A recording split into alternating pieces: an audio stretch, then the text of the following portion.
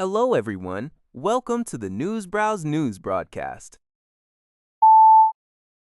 On CBS News, national security contributor Sam Vinograd provides an in-depth analysis of the complex relationship between the United States and Iran. Vinograd, who previously served as Assistant Secretary for Counterterrorism at the Department of Homeland Security, offers her expert perspective on the current dynamics and where things stand. Her insights aim to clarify the nuanced interactions and potential flashpoints in the critical geopolitical situation involving both nations. This report helps viewers understand the intricacies of U.S.-Iran relations from an informed security standpoint.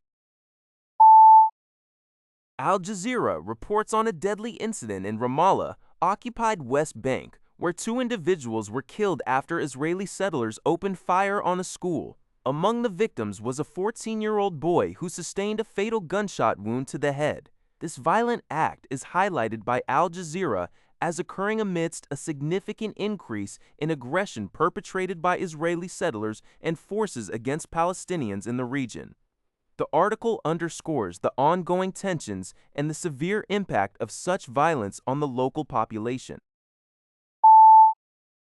Al Jazeera reports that Iran has condemned the recent U.S. seizure of its container ship, the M. Zavartuska, near the Strait of Hormuz as an act of piracy. In retaliation, Iran has seized two foreign commercial vessels, citing maritime violations.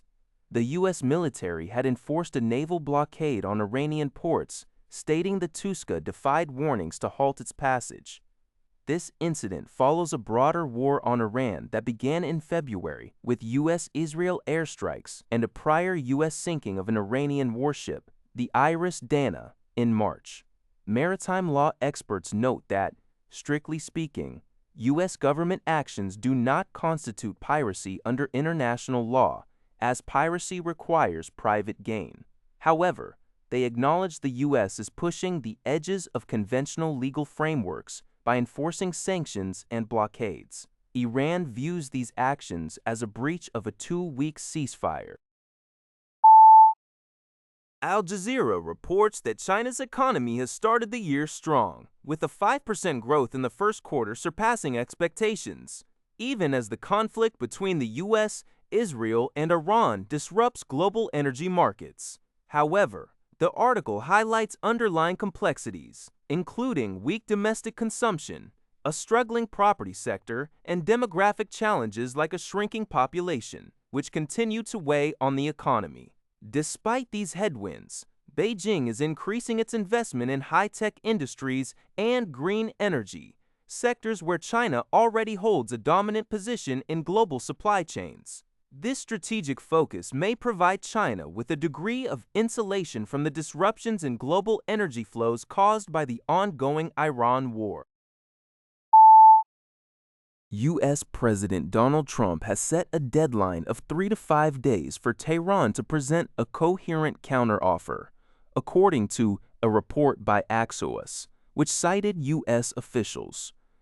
The officials indicated that the situation would not remain open-ended, suggesting that the current ceasefire, extended on Tuesday, would expire if no satisfactory proposal is forthcoming from Iran.